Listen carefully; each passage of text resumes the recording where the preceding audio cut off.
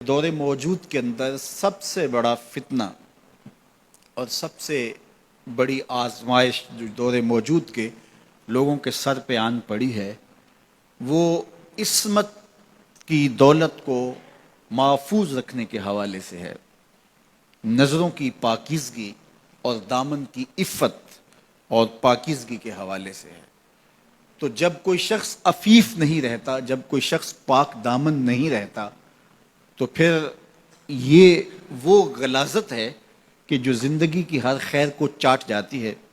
اور انسان کی ساری صلاحیتیں زنگ آلود ہو جاتی ہیں۔ یہ دور جس دور سے ہم گزر رہے ہیں یہ سوشل میڈیا کا زمانہ ہے، اور سوشل میڈیا میں جو رتب و یاب موجود ہے اور اس کے بعد غلاظتوں سے لتھڑا ہوا جو وہاں ماحول ہے، اور یہ وہ چیز نوجوان کے ہاتھ میں جب آ گئی، چاہے وہ مرد ہے چاہے وہ عورت ہے،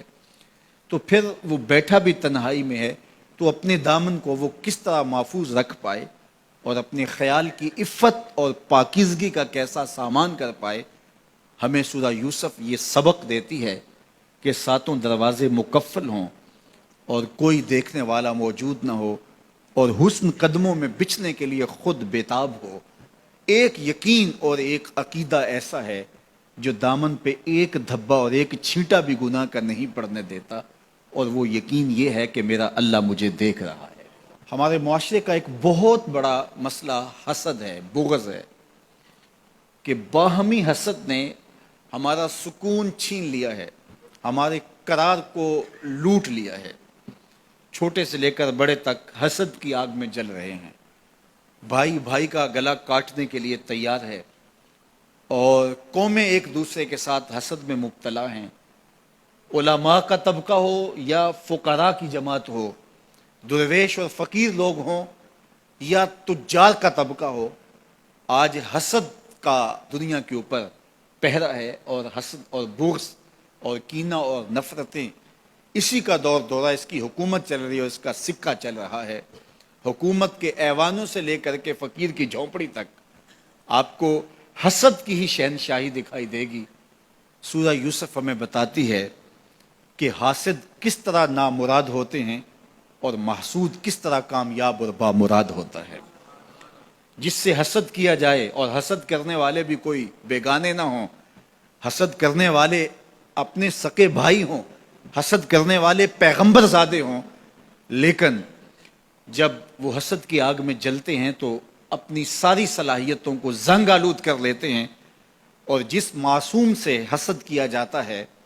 وہ 13 سال کا یوسف ایک دن مصر کے تخت پہ جلوہ فرما ہوتا ہے، اور پھر وہ حاسد سامنے سوالی بن کے کھڑے ہوتے ہیں،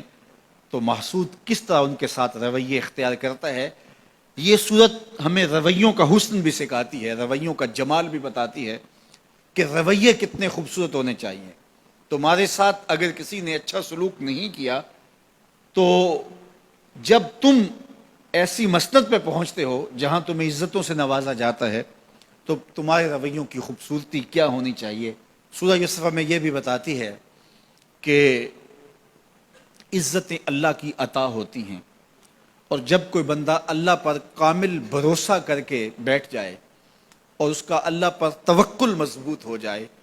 تو اس کو چاہے اندھے کنویں میں بھی کیوں نہ لٹکا دیا جائے، اللہ وہاں سے نکال کے بھی تخت پہ بٹھانے پہ قادر ہے۔ علماء تفسیر نے لکھا ہے جو سورہ یوسف کو سمجھتا ہے، سورہ یوسف کی تلاوت کرتا ہے، حاسد اس کا کچھ نہیں بگاڑ سکتے۔